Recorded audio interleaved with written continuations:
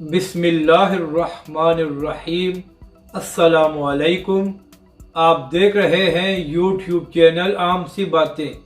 تحریک لبیک نے ایک بار پھر فیض آباد جانے کا اعلان کر دیا اور کارکنوں کو تیاری کا حکم۔ اس ویڈیو میں ہم اسی کے متعلق بات کریں گے۔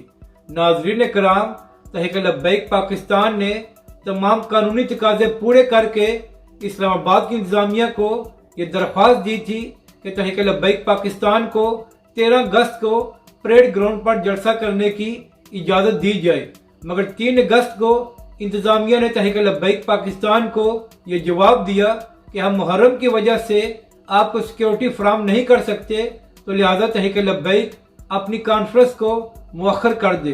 تحریک لبیک پاکستان نے انتظامیہ کی بات مان لی اور اپنی کانفرنس کو مؤخر کر دیا، مگر ناظرین کرام، 2 دن پہلے عمران خان صاحب نے اعلان کیا کہ وہ پریڈ گراؤنڈ پر 14 اگست کو ایک بڑا جلسہ کریں گے، اور ذرائع کے مطابق صرف 1 دن بعد ہی عمران خان صاحب کو جلسہ کرنے کی اجازت دے دی گئی ہے۔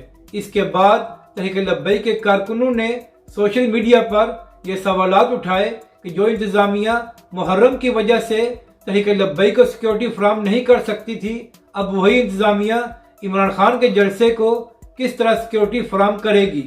تو اسی حوالے سے تحریک لبیک پاکستان کی جانب سے ایک ویڈیو پیغام جاری کیا گیا ہے، جس میں پیر سید عنایت الحق شاہ صاحب نے حکومت اور رانا ثناء اللہ سے سوال کیا ہے کہ آخر کیا وجہ ہے کہ تحریک لبیک کو پریڈ گراؤنڈ پر جلسہ کرنے کی اجازت نہیں دی گئی، مگر عمران خان صاحب کو فوراً اجازت دے دی گئی ہے۔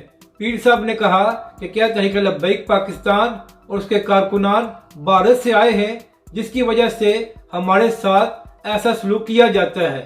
اس کے بعد پیر سید عنایت الحق شاہ صاحب نے یہ اعلان کیا ہے کہ اب تحریک لبیک پاکستان اپنی نظریہ پاکستان کانفرنس 13 اگست کو کرے گی۔ پیر صاحب نے کہا کہ ہم علامہ سعد حسین رضوی کا لیاقت باغ میں شاندار استقبال کریں گے، اور اس کے بعد ہم ریلی کی صورت میں فیض آباد پل پر جائیں گے، اور تحریک لبیک پاکستان اپنی نظریہ پاکستان کانفرنس فیض آباد پل پر کرے گی۔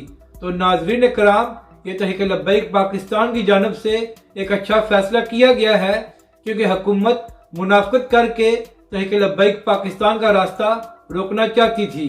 اپنی رائے کا ضرور اظہار کریں کہ آپ کو یہ ویڈیو کیسی لگی، اور ہمارے اس چینل کو بھی سبسکرائب کریں۔